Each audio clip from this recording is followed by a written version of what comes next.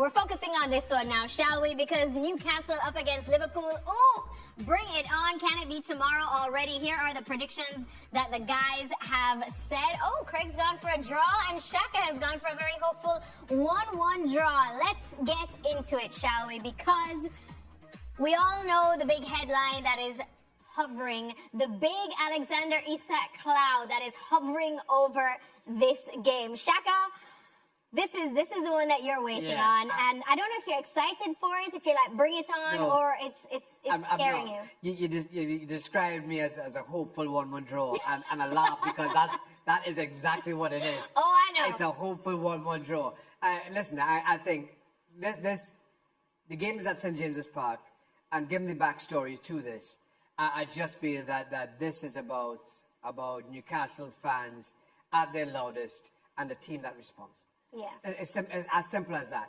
I'll be honest. Otherwise, pound for pound, player for player, Liverpool should win this and win this quite easily, especially with a Newcastle and Isak-less Newcastle United. But this is about the emotion of what's been happening over recent weeks. And I think that is what provides at least some win in Newcastle's sales to get the 1-1 draw. Craig, you also went for a draw. Yeah, I don't quite see it that way, Shaq, in terms of, Newcastle have had a difficult summer. A lot of headlines, a lot of negative headlines. Eddie Howe, far from perfect, but they're at home, still got a good side, still got good players, still got the big crowd behind them. And this is a Liverpool side that, let's be honest, they have hardly convinced from the Community Shield to the Bournemouth game.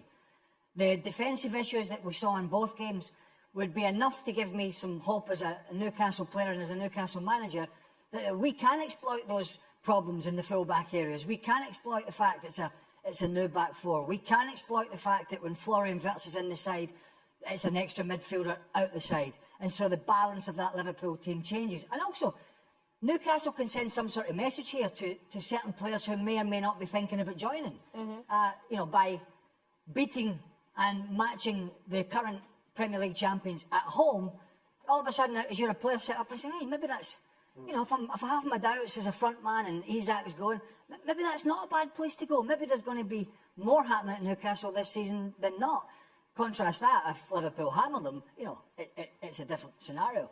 But I think I've seen enough from Liverpool in the first two games that as successful and as good as it was last year, certainly in England, for Liverpool, where it seemed almost perfect for Andy Slot for a long time, it's sort of shifted away from that a little bit with the new players coming in. Good players.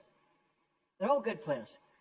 But he's having to find the right balance with these players coming in and getting used to playing with Van Dijk and playing with Konate and all that sort of thing. But they've had the problems. Crystal Palace showed it.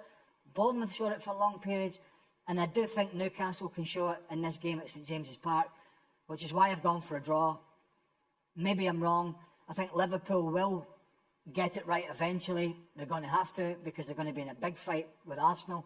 But I think early on, Arne Slot has got some thinking to do in terms of his team shape and how they're working as a unit, because they're definitely not, and they're as far away from as slick as they were last year at this point of the season because of the signings. It's as simple as that.